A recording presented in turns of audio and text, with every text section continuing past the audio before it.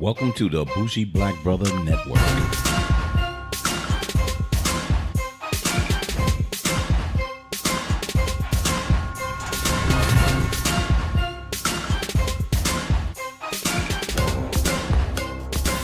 Good afternoon and welcome to Fade to Black Cinema. I'm Michael, your bougie black brother, and I'm here with my co-host, Lisa. Hello. And we just came back from seeing the Equalizer II. Number 2. But what we did, just in case, we went back and we saw the Equalizer, the first one. Mm-hmm. And I mean the first one with Denzel Washington, because there was a series back in the 80s that I kind of remembered, but not quite remembered. This British guy, he was the equalizer in the street, trying to equalize the crime and innocence, BS like that. But, you know, so Denzel Washington came about, and director Antoine Fuqua, this had a premonition to say, let's do a movie with Denzel Washington. Let's make him an old hero like a Bruce Willis and a Tom Cruise and all of those other older gentlemen to be heroes or vigilantes and stuff like that. So, let's go to the first one. So my opinion on the first one was it's pretty weak. But the Russian mafia, and he went on a revenge spree because of a little girl. Yeah. Which was a very weak premise. Yeah, it wasn't that good. The first one wasn't good, but, you know, we know that in the box office they made it money for it to do this one. Yeah. You know, but no, it was very weak. It was very weak. There's nothing I can say about it. No, so the only interesting thing was how he kind of predetermined what he was going to do when he stepped into a room and he look at things, because he had a slight of an OCD type condition that he had to do things repetitively or keep things straight in a certain way. So with that, it helped him to be really precise in what he do. And then you didn't know where it came from, but then you find out he was like a CIA or some kind of operative with the government. And you only got a glimpse of that in the first one because the storyline was so weak and, you know, bad Russians. You really didn't know how he got his skills. I mean, you could assume that it was military, you know what I'm saying, from the first movie. No, you didn't have to assume, because the lady that he went and seen that said he was dead, so he was officially dead, he worked with her, and they were both government operatives. Right. So it was clear. Yeah, government operatives, didn't say military. So government operative is really military attaché and things in that matter. Okay. But anyway, since we don't want to get into the details of that because you didn't know, so then we moved to the second one, which was we find him in a lift, right? Yeah, he's in a lift and he's picking up people and he's finding out stories and he's just helping people in that way. So it kind of went from there. No, the first, they opened up him on a train. Mm-hmm. Wasn't that when it opened up? Absolutely, it opened up that way. Okay.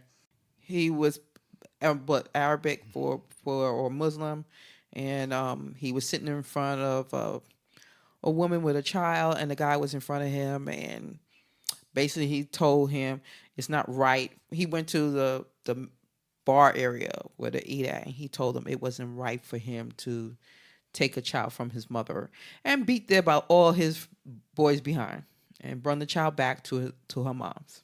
So where did he find the child at? How did he know about the child?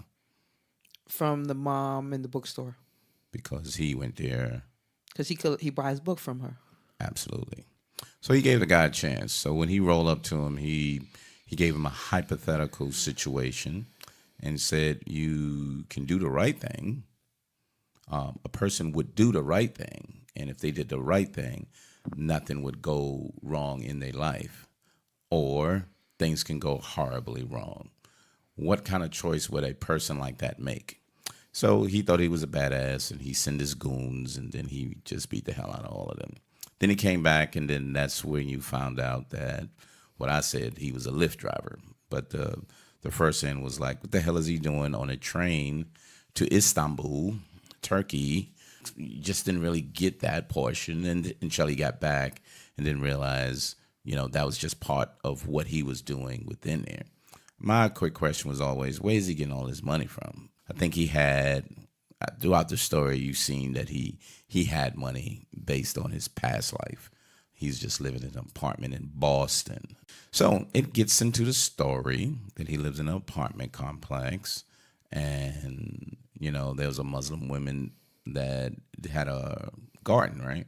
Yeah, garden. She had a garden in front of there, and he knew the people that lived in the building. So he had a relationship with them.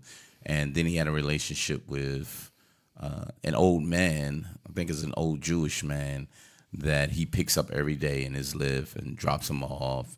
But he was looking at a picture of his sister, and the only thing he knew in his life that this picture was of his sister and him, and blah, blah, blah. So that was another underlying story there. And then the third story was a young black boy that lived in the building that had very good artistic skills, which I thought rolled into really, really well.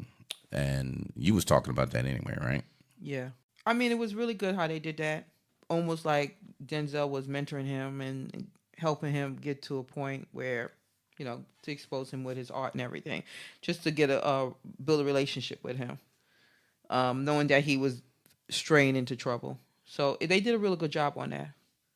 So the movie is based on really the woman that helped him in the first movie. She was retired from maybe military, maybe government. I really don't know. And none of us know unless you looked at the movie in detail. And there was a killing in Brussels, and someone killed them there. So as they found out, that was someone who worked with some government operative. She went there to investigate, and they killed her.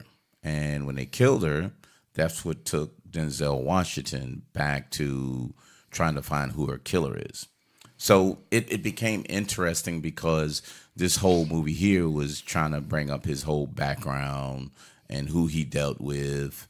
And, one of the people was his partner, who thought he was dead too. And come to find out, they were doing some black op things and killing people for hire, and a couple of people who actually, they all knew who he was.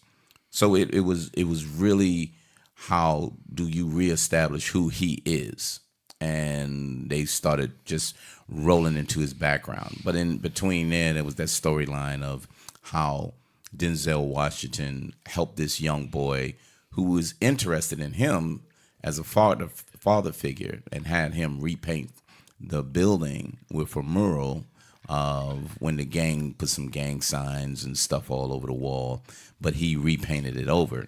So it was really, really interesting, and the way the excitement of the action scenes was a little better than the first one, and a lot more creative, other than the eye shot when you look in his eye and he just starts seeing things and stuff slow down. So it was a lot more interesting. The acting seemed a lot better as well. I really thought the acting on here was better. Storyline was okay. It brought about some things that you really didn't know from the first one. So I thought that was interesting. But so what did you think of the movie overall then? It was a good movie. The acting, like you said, was really good.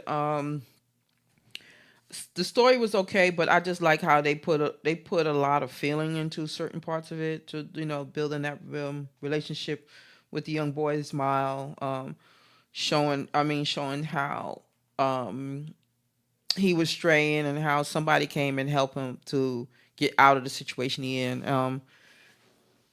And how they use him as a Lyft driver. I liked that part too. Is how instead of them guessing or him sitting at some restaurant finding out about the person, he's actually listening to people, what they're going through.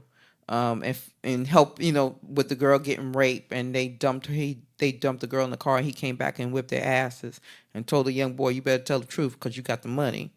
I liked that fact. I liked that too because he's saying, he was showing how that's what he was supposed to do. He's supposed to be helping people, and but then when they kill his girl, I think that was another thing too because it was easy to know who was the person who was doing all of it. It was obvious to me. So but overall the story was good. It was good acting. I think the storyline could have been a little bit better. But other than that, it was really good. It was really good. So I just thought it was a good film to see. So based on a lot of action movies, especially with older actors, it just wound up to be a pretty decent movie. Is it oh wow, this is so exciting? This is a great series to be looking forward to, like Taken or whatever, or like that? Because I really thought Taken was stupid right after the second one because he kept letting his family get kidnapped, which was like fucking crazy. But not one of those, but not bad. This one actually got better, in my opinion. A lot of the critics kind of said it was a repeat of the last one. It was the same director and the same writer. So the writer came in and took the storyline that he sort of created from the first one and embellished a little more and made it better. That doesn't make it a really good movie, but he kind of made it better. And he added in some actors that I really felt kind of stood out. Pedro Pascal played his buddy Dave. Ashton Sanders played the young black boy Miles. Bill Pullman, he played okay. He was kind of weak, but Melissa Leo, who played his girl, she was very good. I really liked her on there. Smart and inquisitive, but she was short-lived in there too. And just the characters was good enough that you can follow. There was lulls in the middle sometimes that they had a lot of dialogue. But the dialogue filled in some things that you didn't know, except for just seeing it.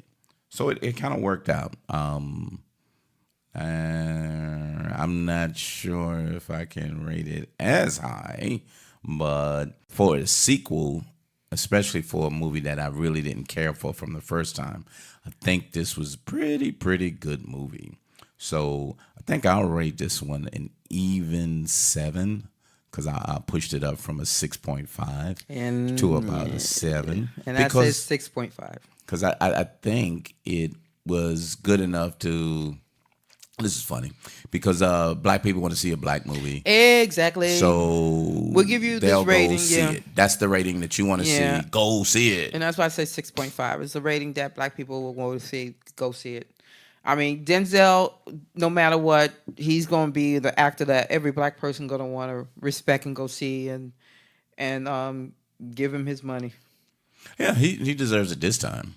I don't think he deserved it the first time. I didn't think it deserved a recommendation the first time. But this one, I'll give it a recommendation. That's how I think it was pretty good enough to say, yep, I can recommend this movie because I think they did a better job. And the fact that it was the same director and writer, I was telling Alicia, I think they just gave him more money. And sometimes when you have more money, sometimes you get better editors because the first one was just in Boston, just in the city. And it was just back and forth right there. And then it pretended like he went to Russia to kill the other guy.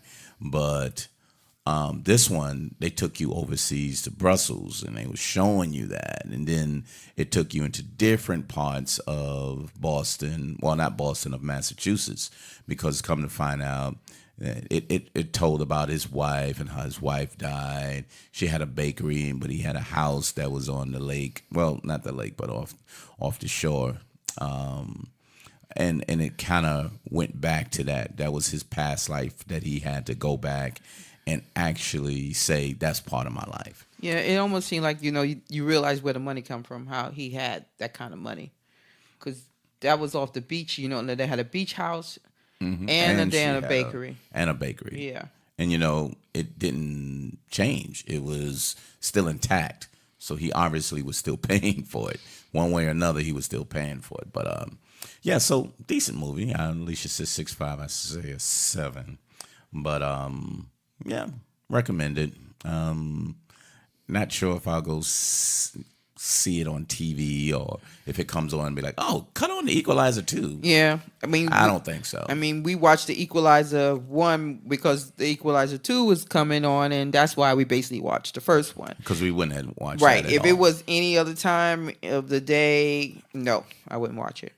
As much times I watch a lot of movies on Saturday, it's always Star Wars or or some other movie that or the Iron Man or Infinity Wars. I will watch them over and over and over again. But to watch that, no, that was just by chance. It was on because Equalizer 2. So yep. So they always try to put it on so you can say, hey, this is why you want to see it. Hey, catch up on it. But sadly, you shouldn't say this is why you want to see it. You should have said, don't mind this one, but look at this one because it's better. That's what you should have been saying, but that's not what happened. But anyway, Fade to Black Cinema every Wednesday. Check us out. All movies and some TV shows. We still got to catch up on a couple of TV shows as well. We finished a Westworld, which was an amazing series. We're trying to get around to that. Ozark is coming back, so gotta see that one as well. So a lot of good TV shows are starting to appear back. So check us out every Wednesday. Leave notes on iTunes. Not Urban anymore. It's Fade to Black Cinema, because the other one was Urban Lifestyle Cafe. So that's the old one. So you will still see that there, but the newer ones, if you want to see new, it would be under Fade to Black Cinema. Check me out on Bougie Black Bro on Instagram as well as Twitter. And then the Bougie Black Brother Network, in case you just sit around on YouTube and listen to podcasts or look at video, I will be on there. You can see it, but you can hear the podcast as well. Anywho, I really appreciate y'all stopping by, and we'll see you next time on Fade to Black Cinema. Later. Bye.